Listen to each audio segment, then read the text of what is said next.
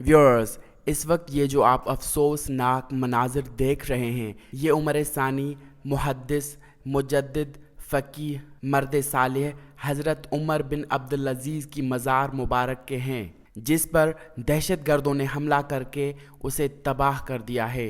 हज़रत उमर बिन अब्दुल-अज़ीज़ की मज़ार शाम के शुमाली मगरबी सूबे अदलब में वाक़े है, जिस पर दहशतगर्द ग्रुपों ने हमला करके उसे तबाह कर दिया है। सिर्फ यही नहीं, दहशतगर्द उमर बिन अब्दुल-अज़ीज़ के मज़ार में दफन उनका, उनकी अहलिया का और दीगर अफराद के जस्द खाकी को भी निकाल कर अपने साथ ले गए हैं।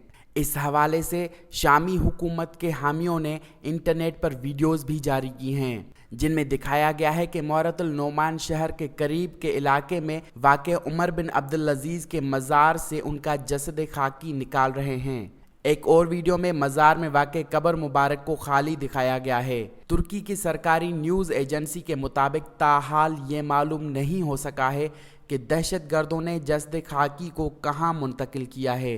फरवरी के महीने में शामी अफवाज ने इलाके का कंट्रोल हासिल करने के बाद मज़ार के इलाके को आग लगा दी थी, जिससे उसे अचानक नुकसान पहुंचा था। हज़रत उमर बिन अब्दुल-अज़ीज़ कौन थे? आपने 61 हिजरी में मदीना मुनव्वरा में आग खोली। नाम उमर बिन अब्दुल-अज़ीज़ बिन मरवान और अबू हफ़ज़ कुनियत थी। आपकी वालदा का नाम उम्मे आसिम था, जो आसिम बिन खित्ताब की साहिबजादी थी।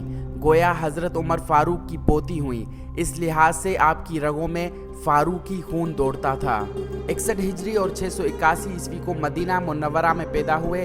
उनके वालिद मुसलसल 21 बरस मिस्र के गवर्नर रहे। दौलत व सरवत की अफरावानी थी, लिहाजा नाज व नम के माहौल में आपकी परवरिश हुई, जिसका असर खलीफा बनने तक कायम रहा।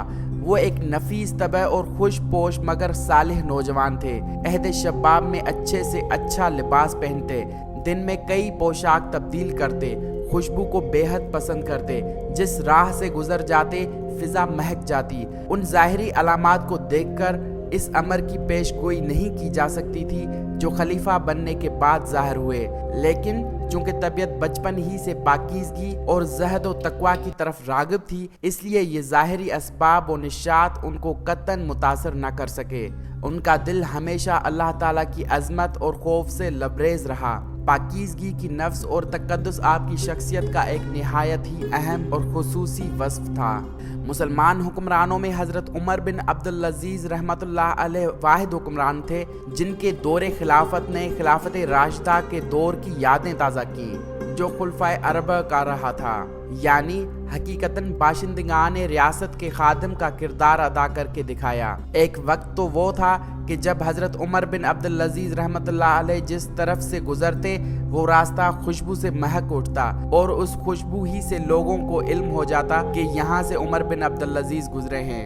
वो जो लिबास एक बार इस्तेमाल कर लेते वो दोबारा इस्तेमाल नहीं आता था, लेकिन जब खिलाफत की जिम्मेदारियाँ उनके कांधों पर आई तो गोया उनकी कायनात ही बदल गई। उन्होंने अपने अहलिया मोहतरमा से, जो उनसे पहले खलीफा वक्त की साहिबजादी थी और बेबहा माल और दौलत जहेज में साथ लाई थी, तमाम माल और असबाब लेकर बैतुल माल में जमा करवा दिया और अमाले हुकूमत के पास भी कुछ न रहने दिया।